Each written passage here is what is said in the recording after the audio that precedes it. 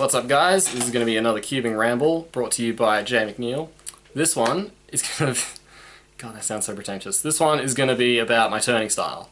Now, there's a lot of nice comments I've gotten over the years about my solves, and I thank you guys for that. However, if there's one I've heard over and over again, one that's a bit of a recurring theme, is that my turning style is sexy, fluid, awesome, unique, whatever you want to call it.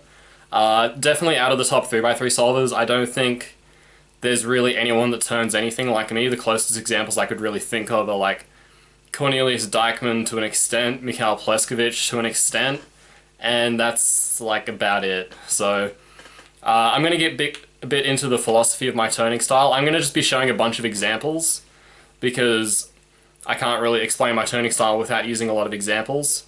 So hopefully through that you guys have a bit of an understanding behind the philosophy of my turning style and what makes it, not only what makes it like sexy and looks good, but also how it's fast, or at least can be fast, but also how it can be slow. Because a lot of my turning style is actually rather risky, but that's just kind of how I enjoy solving. That's how I find it the most interesting. Sometimes it'll lead to, you know, lockups and things of that nature, just, you know, the cube getting away from me. But, I mean, when it works out, it looks really cool. And it does work out a fair bit if you put in the practice. So, without further ado, let's get to some examples. So let's move this camera over, shall we? Alright. Now we don't want it pointing at the ceiling, we want it pointing at the cube. There we go. And I think that's enough zoom. Okay, so firstly I'm just going to explain what makes my turning style, for lack of a better term, unique. So the philosophy behind a lot of the weird turning that I do in solves is basically I don't like pausing during an algorithm. So let's take, I don't know, let's take a G perm for example. This isn't actually one of the examples, but I guess it could be. But yeah, a lot of people they see a G perm like this, maybe do and you'll notice there's already a pause, the regrip, and then another regrip here to do that. And what I really like to maximize is eliminating pauses between turns however I can. Sometimes it can be simple, for that G perm you just do an OH push there.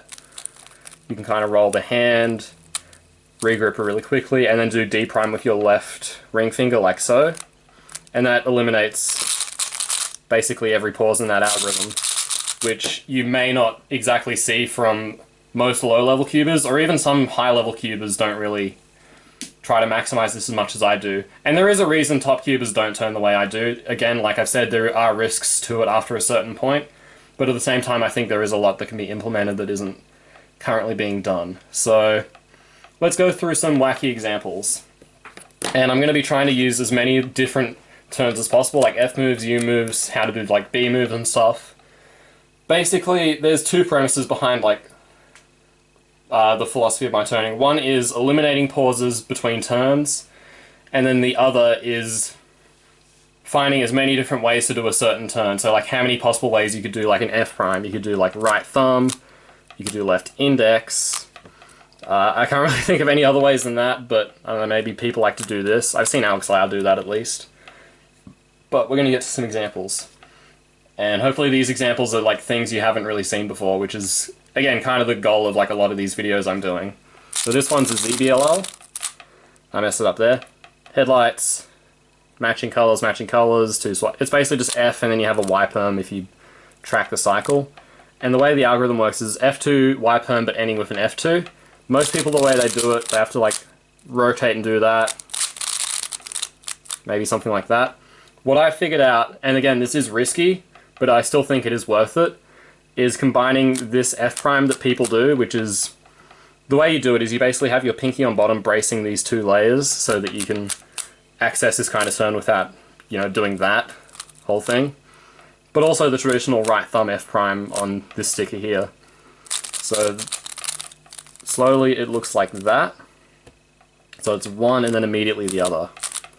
Very tricky, but if you can execute it well, it does look quite good. And it's also pretty efficient in that it makes your AOF a bit easier. So instead of having to do that, which is a bit rough, let's just set it up again. Okay, I'm not executing it well at the moment. I haven't really been cubing today, but yeah, it can look good when I'm warmed up. I promise. So that's like, so yeah, there's like an F2 like J thing, if you want to call that. Like, it's one of those things where, because I've maximized this part of my solving so much, you're really only going to see me doing that finger trick for the most part. Another one, so this is a more, I guess, useful algorithm for people. It's the U perm U2. And again, if you're going to do like really basic stuff, it would look like this. You saw all the pauses, you know, pause, pause. So instead of having 2 pauses, it's pretty easy to get no pauses for this one. You basically just do, so you're going to do 3 different finger tricks just for U, not U prime, but just the clockwise U. One will be the OH push, one will be the standard right index, and then the other will be this drag thing with your like ring, pinky, like these fingers. And you basically do it like that. So you do the OH push, then standard, then you do standard, and then you do that. And you get rid of both of those 2 pauses. And again, there is some risk to those finger tricks. I think less risk than the this one, which I'm still messing up a little bit. But yeah, it'll make your algorithm faster if you can execute it with similar enough, if not the same TPS. Practically the same TPS, I would guess. So that's another example. Another one, what do I have written down? Oh, okay, this OLL. So this one, I do an M2 in the middle just because the way alg works, it's like this and then M2. A lot of people do this sort of M2, and I agree that this is probably the fastest M2 for any MU gen algs, so like U perms, Z perm, like that. However, for an algorithm that involves like righty turns and stuff, it can be really awkward to switch from this. It looks like home grip, but it is actually a fair bit different, especially the way I do the M2, because I have to like grip with my index, which is very rare. I think it's less bad if you can do that with pinky and ring, but for this algorithm, the way I do the M2 is fat sexy, and then I do like fat R, R prime, M prime, and then insert, and then finish. Whoops. So slowly it looks like that. Well, that's not really slow. Messing it up when I do it slow. And that's what it looks like fast. So that's just like a way of doing M2 that I think is better for certain algorithms like those, and also even like blind commutators like that. I think that's easier than double regrip. Again, it's probably not as bad as if you can do the pinky ring thing, but I think a lot of people prefer to do this, which I think is fine. Another one, so this is a way of doing L differently. So this is for the L perm, the way I do it, so I start off pretty standard. And then before the RL, I actually execute it as like RR, and I do like a one-handed type turn, so I do ring, fat R, like so. This can make the AOF awkward, so I mainly use this when I have, if I see I'm going to have like a AOF skip, I will like rotate and do like that. I think Patrick Ponce does this as well. For like more standard AOFs, I'll usually just do the L turn and like that, which is another unique one, but it leaves you in like kind of an awkward AOF position. Actually, not really. No, it is good. What am I talking about? Of course it's good. Well, I can do it right at least. And I think this is like another like one-handed style turn, so you do the L like that. I've seen Mikhail Pleskovic do that for one-handed, but I don't think many people do it as much for two-handed. So yeah, again, another example of just knowing a different way to do an L move, such that it'll give you less pauses during the alg, hopefully. I mean, it's definitely better than that, in my opinion. Another one, so V-perm. I'll just show the V-perm, because pretty much every F move in it I do is really weird. So slowly it's like that, do like fat D with left thumb, F prime with right index, and I do F with my middle, right middle here, because my index has already done the previous U, so it's kind of out of position. And then this last F I do with my left thumb, so the whole thing, if I do it right, looks like that. Whoop. I'm gonna get one of these. Whatever, close enough. So yeah, bunch of different ways of doing F moves. Again, it's risky, but if you get it fast enough, it's better than that.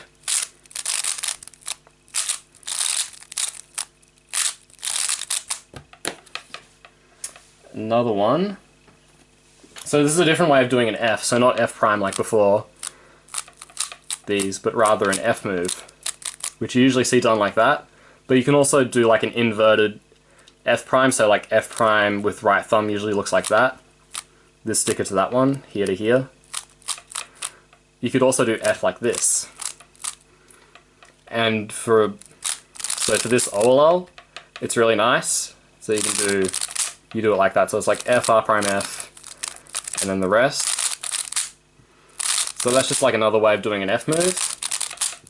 And again, another example where doing, you know, 2 regrips. I mean, it's like very tiny details, obviously, but basically the point is like, because I've added so many of these up over time, it's led to my turning style looking a certain way, and also just my soles being a lot more fluid in general in terms of like jerky pauses, or just pauses in general.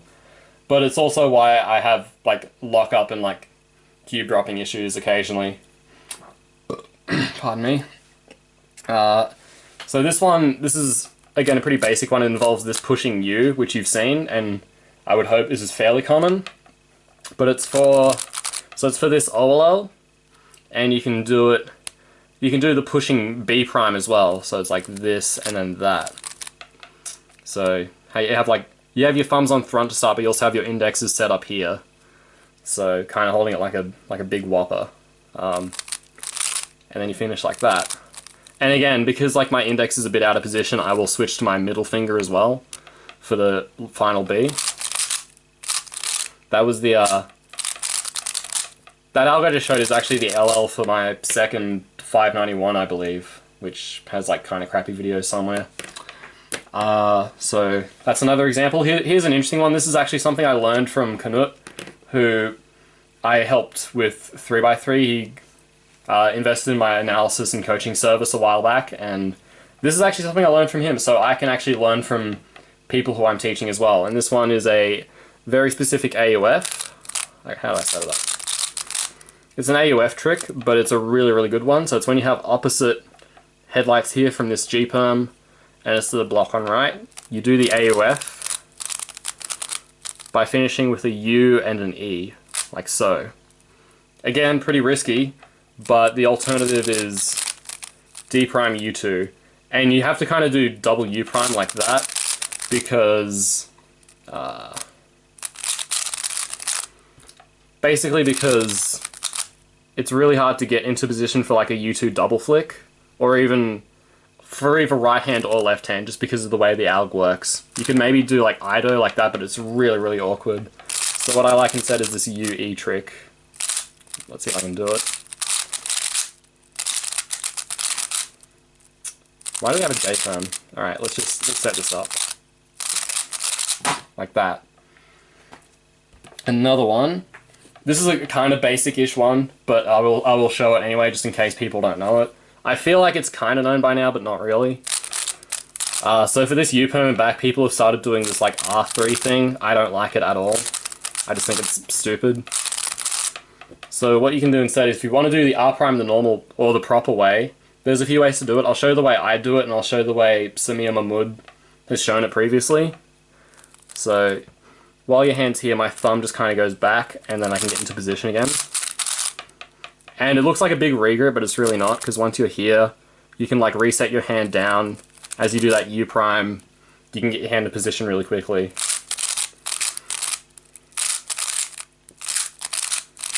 There.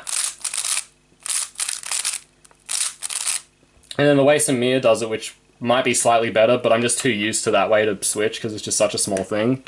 He does like R prime, and then he brings his thumb here and does it like that.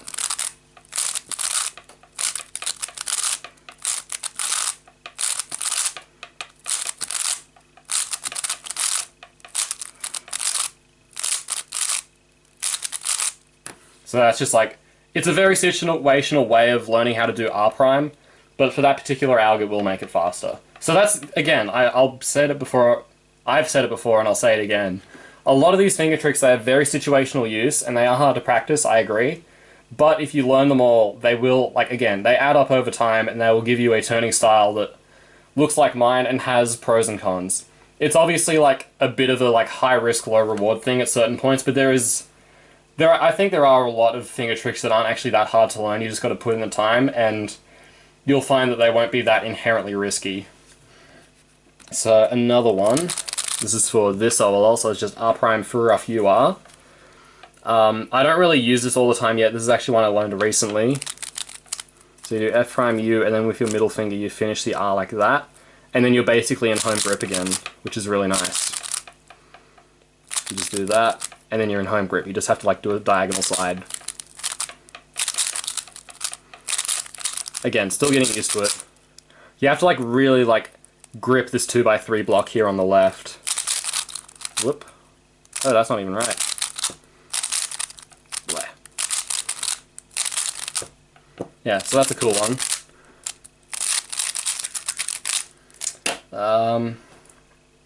What else do I have? Okay, so this is the last one I'm going to show. I've shown like a bunch of examples.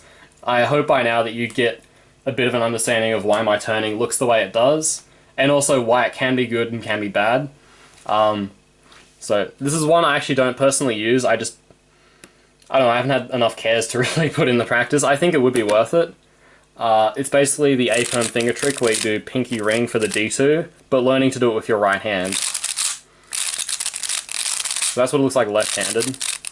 The hand I can actually do it on, and then right-handed it looks like that. Again, I'm not good at this. I don't know if I should bother learning this. The main advantage is if you can do this with your right hand, then doing A-perms from all four angles becomes really, really easy. And I think that could be beneficial for some cases. So like say I have this, the way I would normally do it is either rotate or just do that. And then fancy finger trick for the end that I apparently know how to do. I think I'll just try showing that for fun. I think I did like that, and then my hand's here, so I just push like that. So yeah, that could be worth it because then you can just go straight into an A-perm, have a less risky finger trick overall, save a couple moves or a rotation, something like that.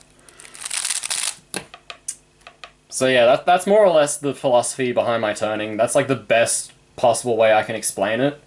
I've basically taken the idea of wanting to eliminate pauses in algs to a ridiculous extent where I'm actually practicing these like very, very precise finger tricks in order to save so little time but also put myself at risk for lockups. Yeah, I don't know where you can really learn more stuff like this. It's basically just down to experimentation. I probably have some other videos on YouTube where I've shown like... I know I have like an F-perm video where I show how I do this thing, which is still pretty whack, but I can do it really well now. Honestly, someone should just make like a finger trick database. This is just like a random thought, but I mean, we have like AlgDB for things like VLS and ZBLL. Why don't we have a database for like dank finger tricks? I think it'd be cool at least. But that's obviously my bias, being someone who likes finger tricks. So yeah, that's what I got for this little ramble. I hope you guys enjoyed it. I hope you learned something. And I have 3 more ideas for rambles that I could release, and I might as well just talk about them now. I want you guys to let me know in the comments which of these 3 rambles you would like to hear first. And if you don't want to comment that, you can just comment how cool my finger tricks are or something. So the ideas I have, I could make a video on how I lube my cubes. It's very basic, but people like my cubes at comps, and people suck at lubing cubes, so I would like to show like what I think is a really good working model for lubing cubes and having good cube maintenance. The other rambles I could make one on zeroing that Felix does, and what I mean by zeroing is not like the actual meme, but I guess I should just call it Megamix comms. It's basically when he has this CLS case and then he has edges solved and he just recognizes how to do that. Basically just like a video explaining how he does that, how he sets up to it, and then some ideas beyond that that could be useful or worth thinking about or just having out there. And then the other ramble I could make is actually a video on how you should practice at home and why having the mindset of official solves are the only ones that matter can be good. It is kind of a controversial mindset because people, you know, they like their unofficial PBs and things like that, and that's all good. But I think there is a significant metric butt ton of value to having the mindset of your official solves being the only ones that actually matter. It sounds like it could make you more nervous, but when I explain it the way I want to explain it, I think it'll make a lot of sense to people. And it'll probably help the way you practice at home. So those are the 3 ideas. The practice at home video with the mindset, how to loop cubes, or zeroing. Let me know what you guys want to see. Thanks for watching.